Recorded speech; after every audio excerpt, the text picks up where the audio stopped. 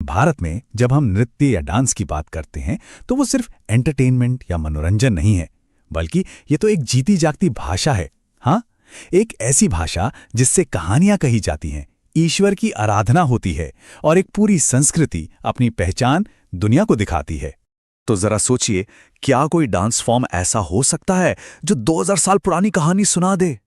एक ऐसा डांस जो म्यूजियम में रखी कोई पुरानी चीज नहीं, बल्कि एक जिंदा कहानी हो, जिसके हर एक इशारे, हर एक मुद्रा में सदियों का इतिहास और ज्ञान छिपा हो। सुनने में शायद ये कल्पना लगे, लेकिन भारतीय नृत्य की दुनिया में ये हकीकत है।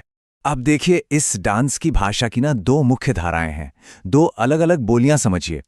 एक है शास्त्रीय, जो मंदिरों के अंदर शास्त्रों के कड़े नियमों में पली बढ़ी, एकदम अनुशासित। और दूसरी है लोक, जो सीधे गांव की मिट्टी से जुड़ी है, फसलों की खुशी और रोजमर्रा के जश्न से निकली है। तो आज की हमारी इस चर्चा में हम इन्हीं दो धाराओं के संगम में उतरेंगे। हम समझेंगे कि ये दिव्य शास्त्रीय रूप क्या हैं और जीवंत लोक परंपराएं कैसी होती हैं। फिर राजस्थान के रंगीन नृत्यों की खास झलक देखेंगे और उन महान कलाकारों के बारे में जानेंगे जिन्होंने इस विरासत को जिंदा रखा है। तो चलिए सबसे पहले यही समझते हैं कि ये दो धाराएं हैं क्या और कैसे ये मिलकर भारत की सांस्कृतिक कहानी को पूरा करती हैं। अच्छा, शास्त्रीय नृत्य की नींव कहाँ से आई? इसका आधार क्या है? तो इसका जवाब है ये प्राचीन ग्रंथ नाट्यशास्त्र। इसे सिर्फ एक किताब मत समझिए, ये तो कला का एक पूरा एनसाइक्लोपीडिया है, इतना अहम कि इसे पांचवा वेद भी कहा जाता है। इसमें डांस, म्यूजिक, एक्टिंग, कॉस्ट्यूम, हर छोटी बड़ी बात का इतना गहरा ज्ञान है कि सोचिए, हजारों साल बाद भी ये कलाकारों के लिए एक गाइडबुक की तरह है। और हाँ, इसी नाट्यशास्त्र की मजबूत बुनियाद पर खड़े हैं भारत के शानदार शास्त्रीय नृत्य। और देखिए, ये सिर्फ डांस नहीं है, ये तो एक तरह की साधना है, एक तपस्या। तो ऑफिशियली संगीत नाटक अकादमी ने 8 डांस फॉर्म्स को क्लासिकल डांस का दर्जा दिया है। और मजे की बात यह है कि हर एक की अपनी अलग पहचान है, अपनी मिट्टी की खुशबू है, अपनी एक कहानी है। आइए शुरुआत दो सबसे जाने माने फॉर्म से करते हैं। एक तरफ है तमिलनाडु का भरतनाट्यम, इसे अग्नि नृत्य भी कहते हैं। इसके पोज इतने सटीक और स्थिर होते हैं मानो मंदिर की कोई पत्थर की मूर्ति अचानक जिंदा हो गई हो। वहीं दूसरी तरफ है उत्तर भारत का कथक। कथक का तो मतलब ही है कथाकार, यानी कहानी सुनाने वाला, जो अपने पैरों की थिरकन और गोल चक्रों से पूरी कहानी बयां कर देता है। लेकिन कहानी यहीं खत्म नहीं होती, विविधता तो देखिए। केरल का कथकली, चेहरे पर वो रंगीन मेकअप, वो बड़े बड़े कॉस्ट्यूम्स, ऐसा लगता है मानो कोई और ही दुनिया के पात्र मंच पर उतर आए हों। उड़ीसा का ओडिसी इतना खूबसूरत और ग्रेसफुल है कि उसे चलता फिरता स्कल्पचर कहते हैं। और आंध्र प्रदेश का कुचिपुड़ी तो डांस, ड्रामा और म्यूजिक का एक पूरा पैकेज है। तो ठीक है, ये तो हुई शास्त्रीय नृत्यों की बात। अब जरा मंदिरों और नियमों की दुनिया से बाहर निकलते हैं और चलते हैं भारत के असली दिल में, उसके गांवों में, जहां डांस जिंदगी का एक हिस्सा है। यहां सबसे बड़ा फर्क क्या है? लोक नृत्यों को किसी किताब या नियम की जरूरत नहीं होती। इनका शास्त्र तो लोगों के दिलों में लिखा है। फसल कटी तो नाच लिए, बारिश हुई तो झूम उठे। ये डांस बस जिंदगी का जश्न है, स्पॉन्टेनियस, कलेक्टिव और जिंदगी से भरपूर। और इस जिंदगी के जश्न को अगर कहीं महसूस करना हो ना, तो चलिए राजस्थान चलते हैं। कहते हैं वहां की तो हवा में ही संगीत और नृत्य है। और राजस्थान की बात हो तो सबसे पहले जिक्र आता है घूमर का।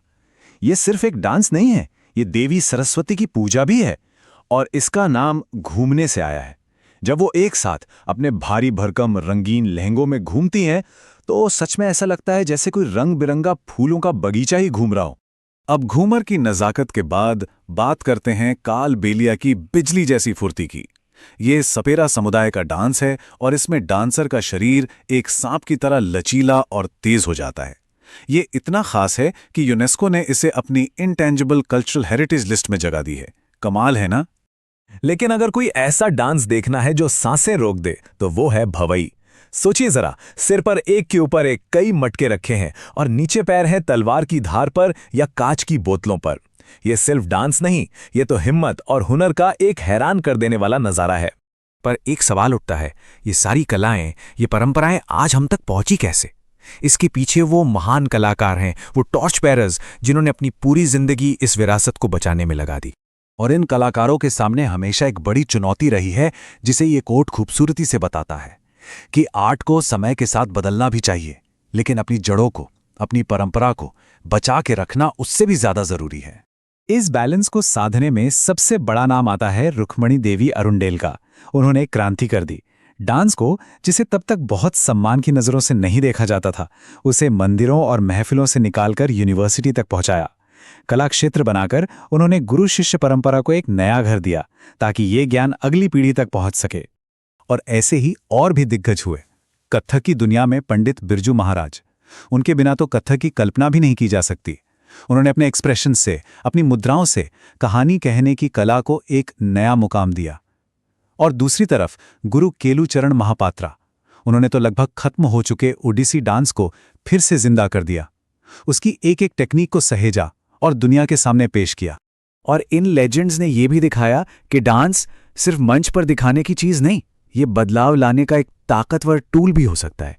जैसे मल्लिका साराभाई ने अपने डांस के जरिए जेंडर इक्वालिटी जैसे मुद्दों पर आवाज उठाई। सोनल मानसिंह तो भारत की कल्चरल एम्बेसडर बन गई और राजा राधा रेड्डी ने इसे दुनिया के कोने कोने तक पहुंचाया। तो इन सब बातों से एक चीज तो साफ है, भारत का डांस कोई म्यूजियम में रखी हुई पुरानी चीज नहीं है। अरे ये तो एक जिंदा विरासत है जो आज भी धड़क रही है, सांस ले रही है। इसका असर सिर्फ स्टेज तक सीमित नहीं है, ये हमारी पहचान का हिस्सा है। ये दुनिया में हमारी कल्चरल डिप्लोमेसी का चेहरा बनता है। और हां, ये हमें अनुशासन भी सिखाता है और अपनी हेरिटेज को संभालना भी। और आखिर में हम वापस वहीं पहुंचते हैं जहां से शुरू किया था। शास्त्रीय और लोक, मंदिर और गांव, ये दो अलग अलग दुनिया नहीं है, बल्कि ये तो एक ही नदी की दो धाराएं हैं जो मिलकर भारत की संस्कृति के सागर को बनाती हैं। पर एक आखिरी सवाल मन में आता है, आज के इस मॉडर्न फास्ट पेस दुनिया में इन प्राचीन परंपराओं का भविष्य क्या है? कैसे ये हजारों साल पुरानी कहानियां आगे भी सुनाई जाती रहेंगी? ये एक बड़ा सवाल है जिसका जवाब शायद आने वाला वक्त ही देगा।